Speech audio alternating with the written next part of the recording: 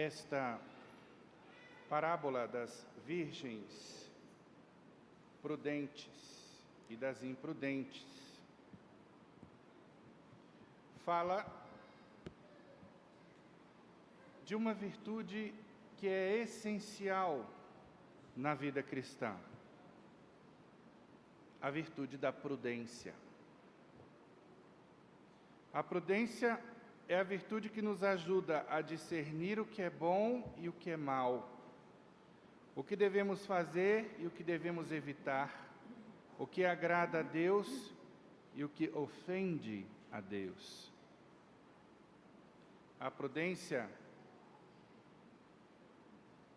é a virtude que nos faz agir com sabedoria, retidão e justiça.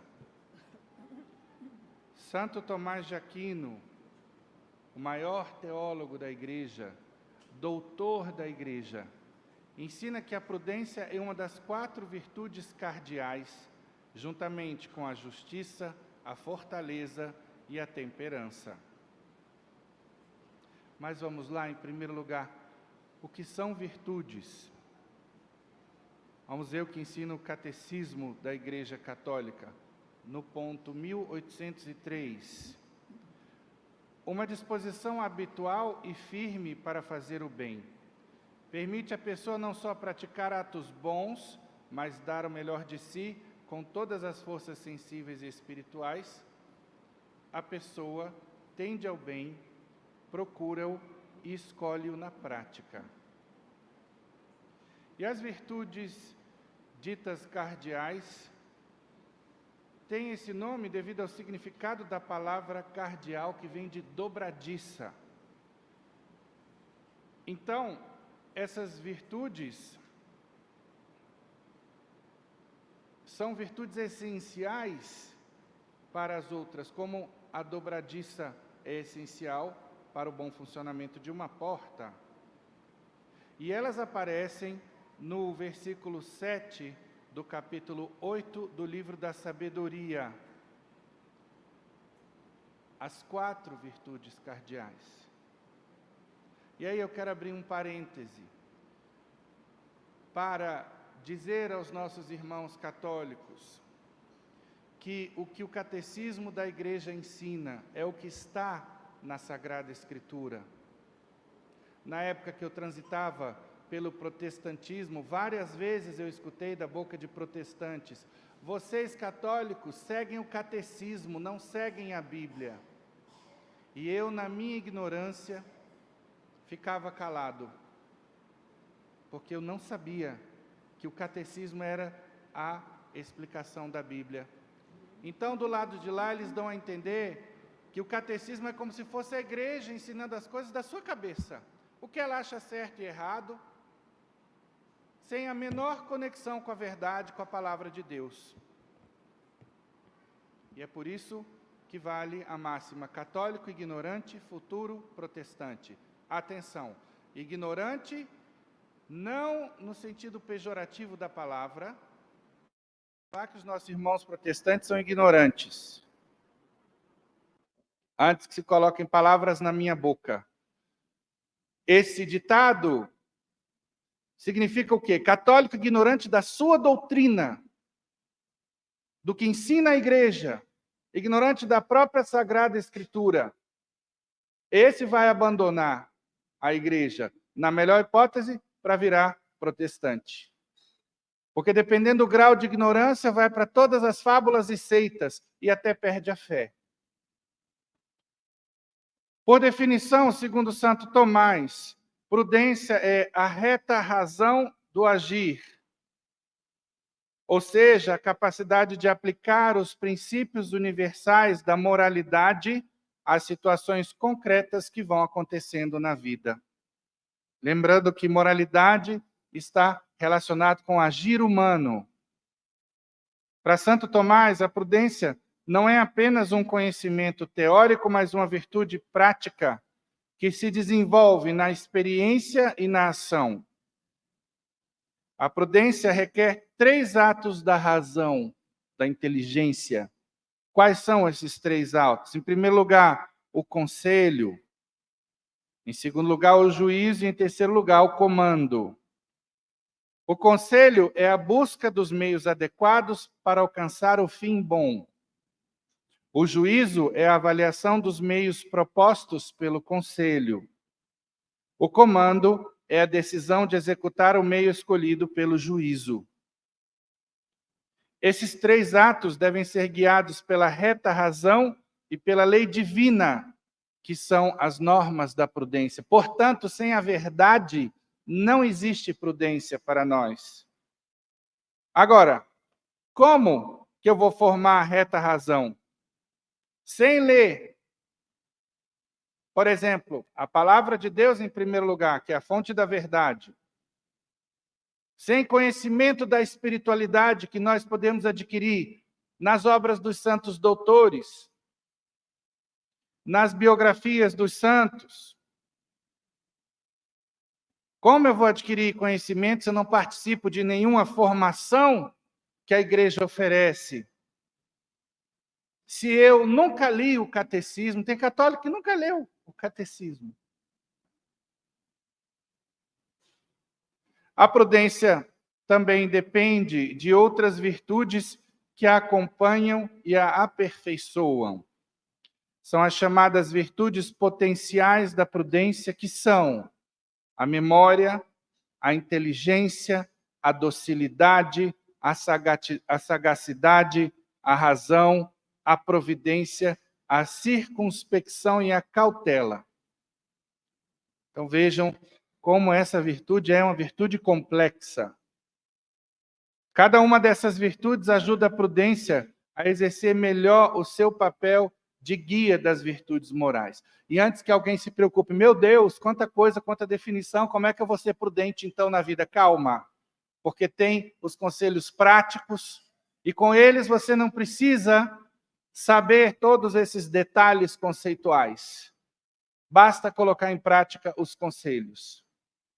Isso aqui serve para mostrar quão racional é a nossa fé, quão adequada à natureza humana é a nossa fé, como a nossa fé vai levar o homem ao desenvolvimento máximo das suas potencialidades. Isso tudo serve para nos encantar acerca da verdade, acerca do que a igreja ensina e propõe. Para isso que serve. Porque na homilética nós não podemos nos ater simplesmente a questões práticas, porque tem todo o lado motivacional para a fé.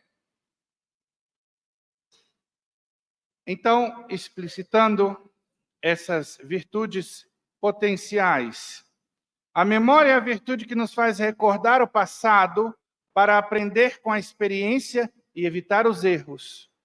A inteligência é a virtude que nos faz compreender o presente para captar a verdade e a bondade das coisas.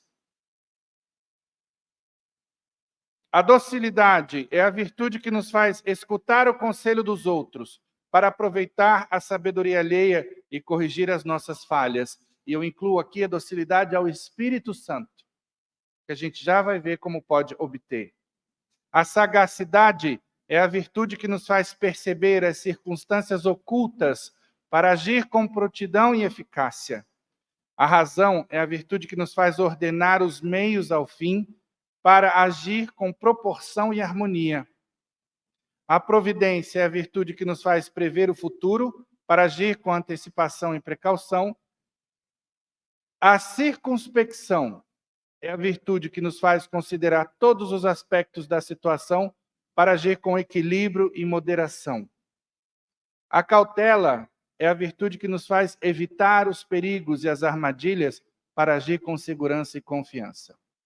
Mais uma vez, vamos agora, depois da teoria para a prática. A pessoa que busca a santidade, de acordo com o que a igreja ensina, inclusive com relação aos conselhos práticos que eu vou dar aqui, você não se preocupe que tudo isso que foi descrito conceitualmente se desenvolverá a partir da observância da verdade e dessa busca perseverante, orante, da santidade. A prudência, portanto, é uma virtude complexa e rica que envolve toda a nossa razão e toda a nossa vontade. Ela é a virtude que nos faz ser homens e mulheres de Deus, que sabem discernir a sua vontade e segui-la com amor e fidelidade. Ela é a virtude que nos faz ser cidadãos responsáveis, que contribuem para o bem comum e para a paz social. Esse é outro detalhe muito importante. O bem coletivo. Ela é a virtude que nos faz ser discípulos de Cristo, que imitam o seu exemplo e o seu ensinamento. A pessoa prudente é aquela que age de forma ponderada, levando em conta a sabedoria adquirida pela experiência e pelo conhecimento, evitando impulsividade e tomando decisões com cuidado e responsabilidade. E como isso é importante na sociedade da emoção. Tudo hoje é emoção. A emoção entrou, inclusive, dentro da fé. Basta olhar o protestantismo, que explora muito a emoção. Os cultos vão se adaptando cada vez mais aos gostos humanos. E tem católicos que pressionam os padres, que criticam a igreja, porque acham a missa quadrada, que a missa é um senta, levanta, ajoelha. Ah, porque, padre, eu estive lá no Harlem, em Nova York, eu fui a um culto gospel, meu Deus, que maravilha! Todo mundo chegou, inclusive, a ficar em pé, em cima dos bancos, batendo palma e gritando, going up yonder, maravilha, vibe boa, é isso aí, vamos fazer isso no louvor. Aqui, na missa, não. Quem sabe o que é uma missa, vai saber se comportar adequadamente à missa. Na medida em que eu sei que é a reapresentação do sacrifício do Gólgota, que misticamente Jesus se crucifica na Santa Missa, como é que eu vou estar batendo palma, agitando folheto? Como é que eu vou ter uma bateria, baixo, solo de guitarra? Como é que eu vou ter músicos querendo aparecer mais do que nosso Senhor Jesus Cristo? Uma vez eu estava numa missa e o cantor quase que não me deixa prosseguir a missa. Estava lá no seu solo, chega, virava a cabeça para trás e todo mundo olhando para ele. E aí? Está faltando noção. Agora, reforçando o que eu comecei a dizer aqui, quem se instrui sobre as coisas de Deus? Quem leu, por exemplo, a biografia do Padre Royce? Padre Royce tinha visões místicas do que acontece na missa. Ele dizia que quando ele levava o cálice, ele via o centurião trespassando o lado de Jesus e, nesse momento, o sangue jorrando para dentro do cálice que ele estava consagrando. Olha só. Ele via os anjos prostrados no altar. No momento em que a igreja entoava o hino, Santo, Santo, Santo é o Senhor Deus do Universo. E sabem por quê? Vai para a Sagrada Escritura, para o livro de Isaías, vai para o livro de Apocalipse. Esse é o hino que os anjos entoam na presença de Deus. E por isso eles estão prostrados. E aí na igreja o oba-oba. E aí na igreja tem pai que faz da última fileira brinquedoteca. E aí? Está faltando noção ou não? E a pessoa ainda fica magoada, sai batendo as tamancas, porque o padre achou ruim, porque eu estava ali apaziguando o meu filho com os brinquedos. O que você tem que fazer não é apaziguar seu filho com os brinquedos, é começar a chegar mais cedo na missa e começar a educar seus filhos para se comportar na missa. É isso. Aqui nós temos o Cantinho de Maria para quê? Porque é um espaço de evangelização, porque a criança é muito pequena, caramba. Não entende o que está acontecendo ali. Agora, a ignorância faz o quê? O pai acha que se foi para o Cantinho de Maria, a criança não está recebendo as bênçãos da missa. Bitola, acha que as bênçãos da missa é só se a criança estiver aqui dentro. Saiu daqui, pronto. Meu pai, minha mãe, preste atenção no seguinte, se você tem que ficar saindo com a criança que está nervosa, que está chorando, que está, enfim, precisando de ar, Saia 10, 15 vezes, você não está perdendo a missa. Tudo bem que você não vai conseguir acompanhar uma homilia, mas para isso aqui a gente tem tudo gravado. Você pode até pegar uma outra homilia de outro padre. Não se preocupe com isso, você não perdeu a missa, não. Deus está vendo o seu sacrifício, o seu esforço. Então, por isso a gente precisa se instruir. Teve dúvida? Pergunte. Em toda paróquia católica, as crianças são muito bem-vindas. Sempre vai ser assim. Agora a gente vê aí as pessoas, às vezes, deixando de usufruir dessa estrutura, porque não, meu filho, se for para lá, não está sendo abençoado. Primeiro que a obrigação de assistir à missa começa a partir dos 7 anos, a partir da idade da razão. Antes disso, a criança não está obrigada. Mas eu vou privar meus filhos da graça? Como que você está privando da graça? Você está fazendo um favor, a criança está sendo evangelizada lá no Cantinho de Maria, de acordo com o que ela consegue receber. Ela está no território da igreja, ela veio para a Santa Missa. Pois bem,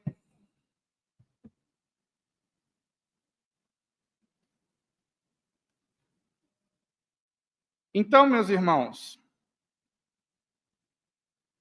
a prudência não se limita apenas à autoproteção, mas também considera o bem-estar dos outros e o impacto de nossas ações no contexto social.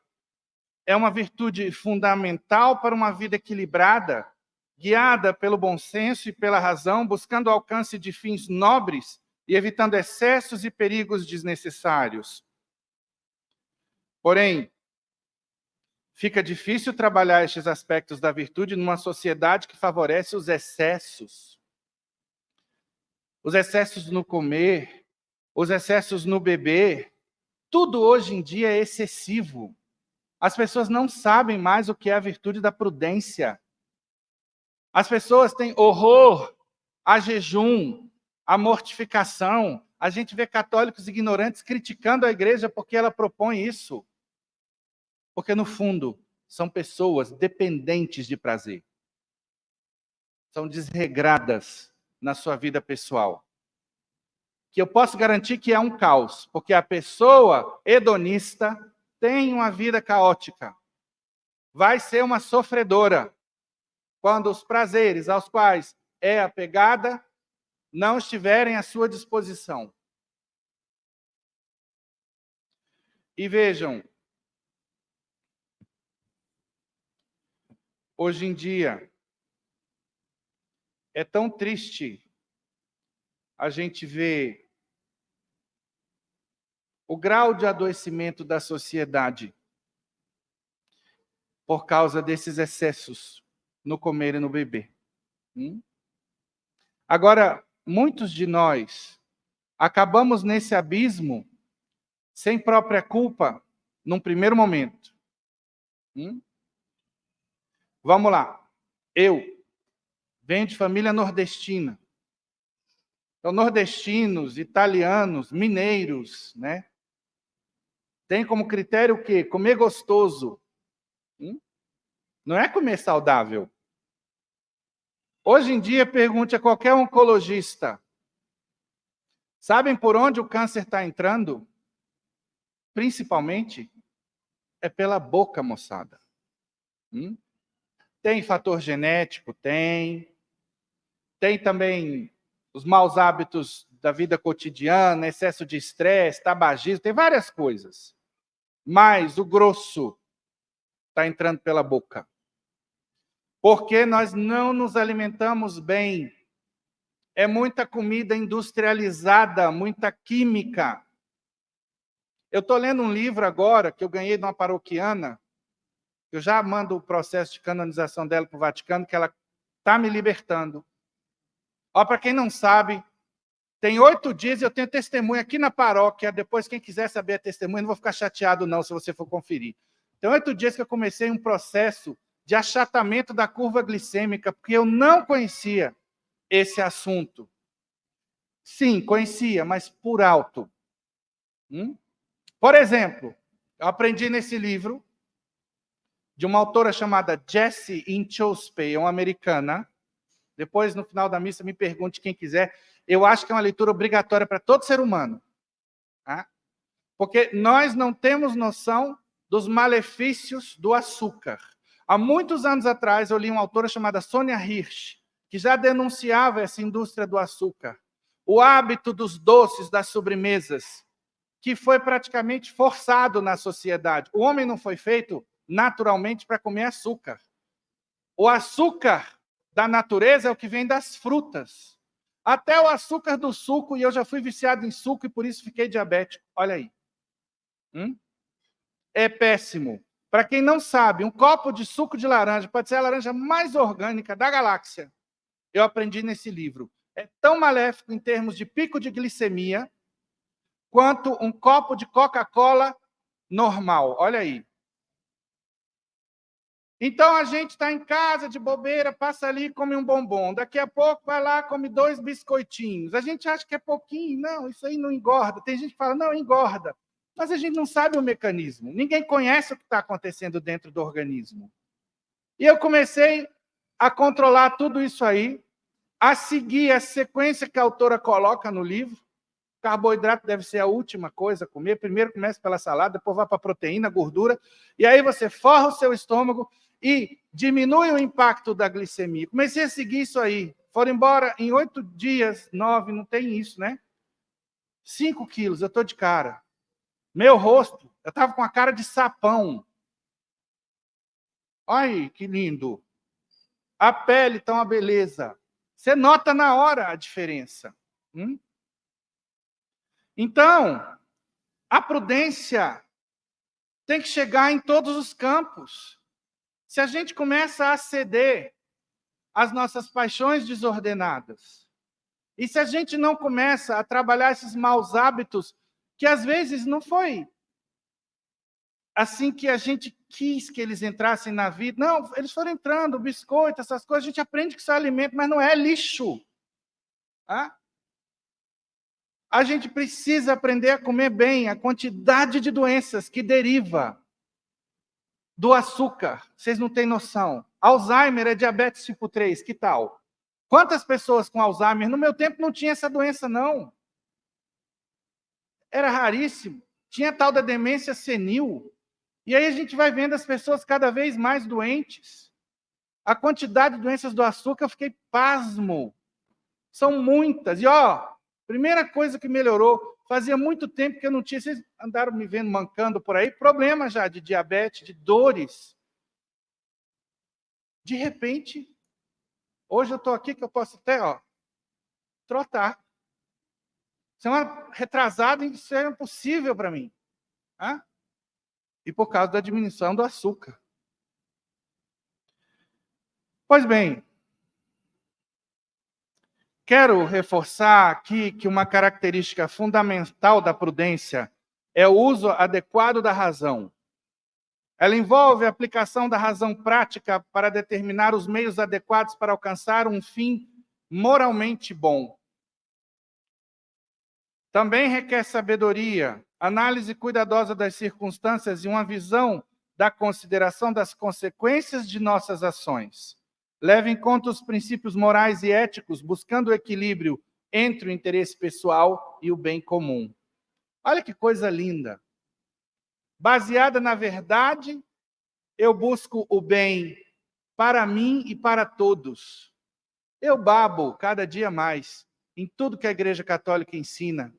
Ninguém explica melhor o conteúdo da verdade do que a Igreja no famigerado catecismo, que o católico ignorante nunca leu, que o católico preguiçoso nunca leu, que o católico sequer tem em casa. Eu digo, quem leu o catecismo leu a Bíblia. O meu primeiro diretor espiritual disse para mim, se um seminarista estudar o catecismo, pode fazer uma prova e ser ordenado padre no dia seguinte. Tudo que a gente precisa saber está ali. Feliz o sacerdote que dominar o conteúdo do catecismo da igreja. Inclusive, é o parâmetro para a gente saber se um sacerdote é bom ou não. Segue o catecismo? Prega o catecismo? É bom. Simples assim. Portanto, a prudência não é apenas uma virtude individual, mas tem um papel importante na governança e na vida em sociedade.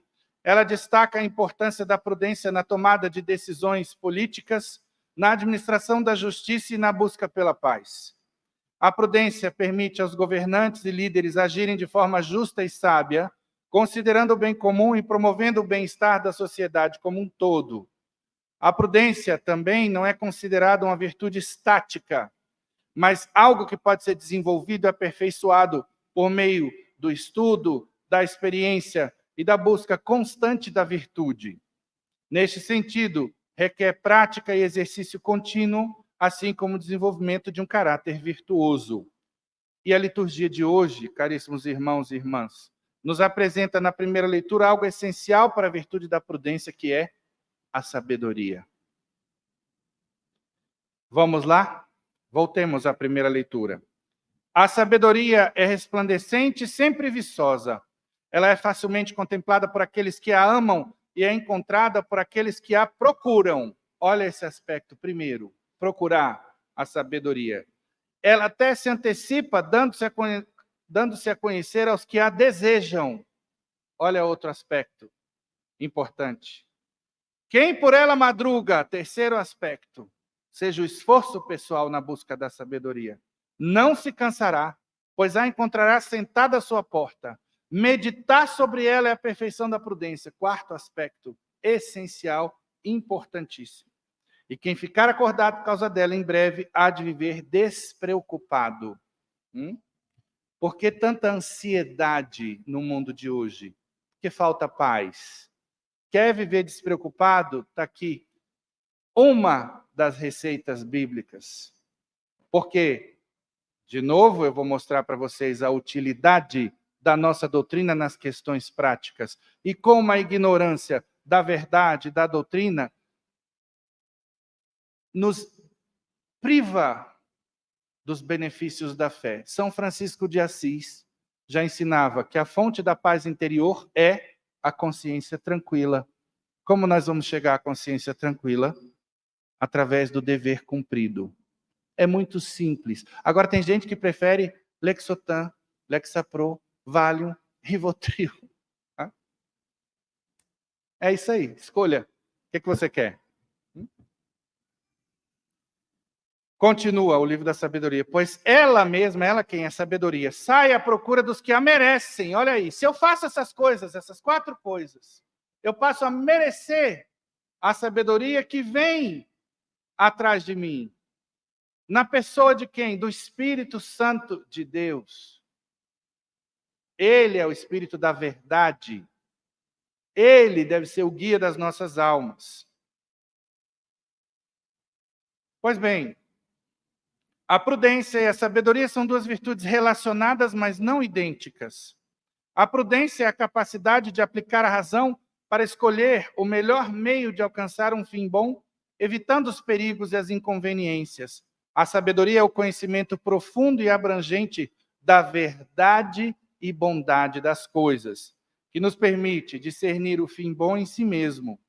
A prudência depende da sabedoria, pois sem ela não saberíamos qual é o fim bom que devemos buscar. A sabedoria, por sua vez, depende da prudência, pois sem ela não saberíamos como agir de acordo com o fim bom que conhecemos. Portanto, a prudência e a sabedoria se complementam e se aperfeiçoam mutuamente, levando-nos a uma vida virtuosa e feliz. O livro da sabedoria na Sagrada Escritura é um dos livros deuterocanônicos da Bíblia, que faz parte do grupo dos livros sapienciais, que mostram a sabedoria divina como um dom de Deus. Esse livro é atribuído a Salomão, o rei sábio de Israel, mas estudiosos afirmam também que ele foi escrito por um judeu desconhecido de Alexandria, no Egito, no último século antes de Cristo. O autor era um grande conhecedor da escritura, da tradição de Israel, da língua, da filosofia e dos costumes gregos. E antes que perguntem, mas a Sagrada Escritura não é inspirada por Deus, o autor não é Deus, então como é que não é um santo, um patriarca que escreveu? Como é que pode ter sido um judeu de Alexandria? Bom, Deus pode mover quem Ele quiser. Ele escolheu como profetas e profetisas homens e mulheres comuns.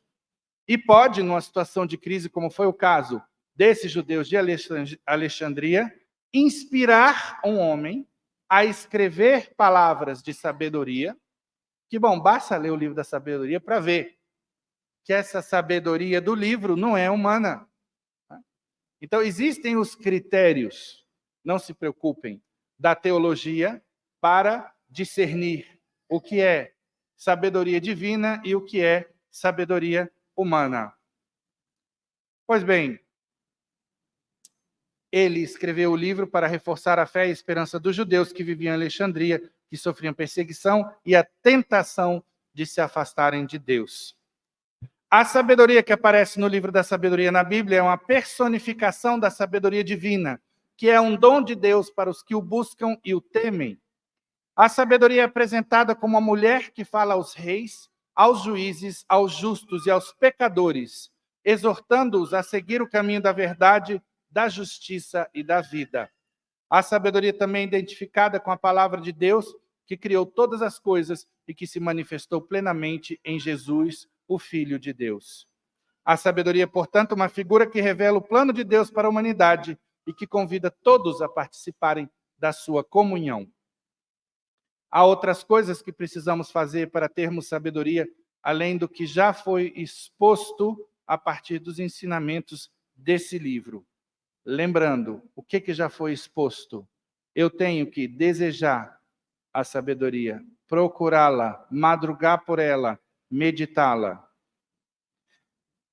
E qual seria, então, o próximo passo? É o que os místicos chamam de intimidade com Deus. O que vem a ser isso? Vamos lá. O que vocês sabem da nossa prática de fé que vai gerar uma intimidade com Deus a partir do momento que, fazendo essas coisas que a fé propõe, nós agradamos a Deus? Porque para eu ter intimidade com Deus, eu tenho que agradar a Deus. Vamos lá. Quem dá mais? Um de cada vez. Confissão, sim ou não? Claro. Na confissão, eu limpo a minha alma. Eu recupero a graça santificante se eu estava no pecado mortal. Eu vou me purificando dos pecados veniais. Eucaristia, sim ou não? Eita, o coroinha. Gostei de ver. E leituras espirituais? Claro. Aí tem um ponto muito importante, que a renovação carismática traz à luz, não que tenha sido a renovação carismática a responsável pelo desenvolvimento deste conhecimento, esse conhecimento sempre existiu na igreja, senão que eles começaram a colocar em destaque a pessoa do Espírito Santo. Tem exageros no movimento, tem algumas coisas fora da pauta católica, mormente por causa do influxo protestante no movimento, que tem uma raiz protestante, para quem não sabe, basta consultar o padre Michael Crow, ali do Varjão, americano, que estava na igreja quando o movimento foi fundado. É um movimento muito bom, diga-se de passagem. Se observa aquilo que a igreja ensina como trilhos para o movimento. É muito bom. Agora, fora disso, é péssimo. Eu já vou logo avisando. Exageros absurdos, assim, sem comentários. Pra vocês terem ideia, eu peguei um caso aqui por causa de exagero de grupo carismático, de nulidade matrimonial. Um casal que se casou por causa de uma profecia, entre aspas, que saiu num grupo. Então, por isso, toda prudência é pouca. E por isso, nós sacerdotes devemos acompanhar os grupos todos, aliás. Para isso somos padres. Bom, Então, a intimidade com o Espírito Santo, começando por o quê? Reconhecer a sua presença em nosso interior. Nós somos templos do Espírito Santo. E a partir do momento que eu reconheço essa presença, eu vou cuidar do meu corpo. A visão do meu corpo vai ser outra. E aí eu vou me vestir decentemente. Não vou andar de biquíni asa delta, de sunga, de camisa regata me exibindo para as mulheres, de calcinha colada, cós lá embaixo, mini saia, porque eu sou templo do Espírito Santo. Não é assim que a gente trata o templo do Espírito Santo. Eu vou observar a virtude da castidade no namoro. E assim eu agrado a Deus. E assim eu começo o trabalho de intimidade com o Espírito Santo. Como? Renunciando à vida velha. Isso se chama o quê? Conversão. Outra coisa, caminhar com o Espírito Santo pedindo a sua ajuda em tudo e sendo dócil às suas inspirações. Santa Teresa d'Ávila, doutora da Igreja também, tinha um voto de procurar sempre o que fosse mais perfeito. E ela pedia isso dia e noite ao Espírito Santo, que mostrasse para ela o que fosse mais perfeito para que ela pudesse aderir à vontade, àquela luz do Espírito Santo. E São Francisco de Sales, bispo e doutor da Igreja, ensina o pedido mais importante que nós devemos fazer a Deus. Eu já disse que na nossa vida de oração, nós devemos pedir 4 coisas, todo santo dia. Conversão, santificação, perseverança final e salvação. E São Francisco de Sales coloca o elemento chave para que essas 4 coisas possam acontecer, que é o quê? Pedir a Deus, dia e noite, a união da nossa vontade com a vontade dele. E aí, no nosso site, você procura lá, www.parocacbmdf.com.br. Entre em guia devocional. Ali você vai ter orações seletas que eu escolhi a dedo. Inclusive, estou aberto a sugestões. Quem quiser, olha, padre, essa oração é lindíssima, me faz chorar. Manda. Se eu chorar também, pode ter certeza que ela vai para o site. Ah? Então, está lá a oração da Madre Maravilhas de Jesus, que na realidade é uma composição que eu fiz baseado na oração dela. Eu fiz 3 acréscimos, mas a partir do que eu entendi como sendo o espírito da oração da Madre Maravilhas de Jesus. Uma oração linda, que tem que ser muito macho, muito macha, para fazer a oração. Senhor, eu quero o que tu quiseres, onde o quiseres, quando quiseres, como quiseres, enquanto quiseres, se o quiseres e por que o queres. Então eu quero o que Deus quiser, quando significa o quê? No tempo de Deus e não no meu. Como significa o quê? Do jeito que Deus quiser. Enquanto significa o quê? Pelo tempo que Deus quiser. Onde? No local que Deus quiser. Se significa o quê? Se Deus quer, eu quero. Se Ele não quer, eu não quero. E porque eu quero significa o quê? Os motivos que te fazem querer isso para a minha vida são os meus motivos também. Perfeito. Então busquemos isso dia e noite. Às vezes a gente se vira para Deus só para pedir. Vamos pedir, sim. As coisas do dia a dia, podemos pedir para tirar um carro no consórcio. Você, meu irmão, vive de busão para cima e para baixo, coitado. E está lá no consórcio, não tem problema não. Pode pedir coisas materiais. Pode pedir para o seu filho passar no vestibular, não tem problema não. Agora, vamos lembrar do que é essencial, que são virtudes, porque sem isso a gente não entra no céu. Bom, eu quero mostrar para vocês aqui O que eu aprendi com a mística da igreja chamada Luisa Picarretta, pronuncia direito, italiana, Picarretta. Ela dizia que a cruz fica configurada quando duas vontades se cruzam. Assim é com relação à nossa vontade e à vontade de Deus.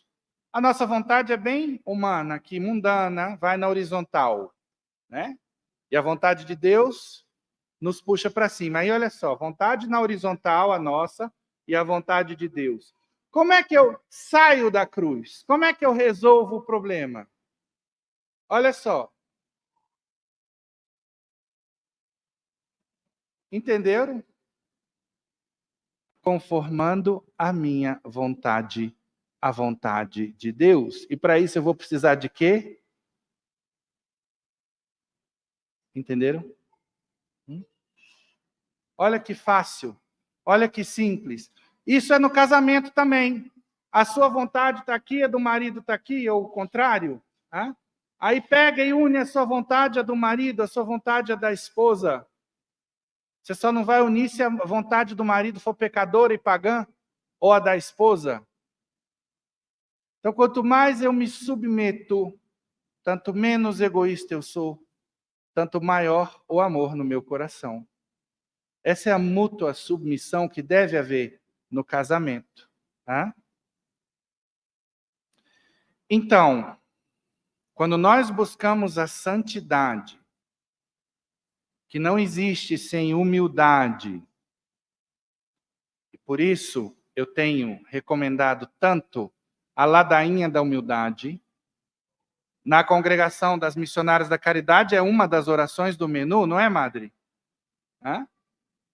Maravilhosa. Uma das melhores orações aí, devocionais. Reze essa ladainha todo dia e você vai ver a transformação. Você quer turbinar? Reza o terço da misericórdia, que Jesus vai lhe dar um coração misericordioso. E aí o seu destino é a lua. A lua de Deus. Outro aspecto, ser agradecido e confiar em Deus. Muito simples. As receitas de Deus não são complexas. Eu vou repetir. Busca da santidade, humildade, agradecimento e confiança perseverantes ao longo do tempo. A perseverança tem que estar sempre em tudo aquilo que é bom. Porque de nada adianta eu ser santão por um tempo e depois pirar o cabeção. Hoje em dia, quanta imprudência nós vemos nos hedonistas. Olha aí, cuidado. Tem um ditado que diz o seguinte: quem ama o perigo, nele perecerá. Então, a pessoa que fica adiando a conversão para amanhã, para depois de amanhã. Não, só mais um pouquinho, vou beber um pouquinho mais. Tá? Não, amanhã eu largo o pecado. Semana que vem eu me confesso. A morte pode pegar você na esquina. E aí, não tem volta. Do jeito que eu morrer, eu vou ficar. Morri na graça é para o céu. Morri no pecado é o sexto dos infernos? Sexto dos infernos. Porque o quinto dos infernos já está lotado. Então, hedonistas, saibam qual é a definição de alegria para nós cristãos. Alegria é o deleite no bem honesto. No bem desonesto, não pode haver alegria. E se houver, vem do diabo. E o outro alerta é para os preguiçosos. Os preguiçosos que não rezam, os preguiçosos que não se instruem na coisa de Deus. Abram os seus olhos. Então comecem a incluir esses aspectos no seu exame de consciência. Muita gente infeliz hoje porque é apegada ao prazer. Não tem espírito de sacrifício. Uma das fontes do egoísmo é o apego à minha vontade própria, aos meus gostos pessoais. Muitas vezes na vida, a gente vai ter que fazer o que não gosta. E isso é o que caracteriza o amor. Louvado seja nosso Senhor Jesus Cristo.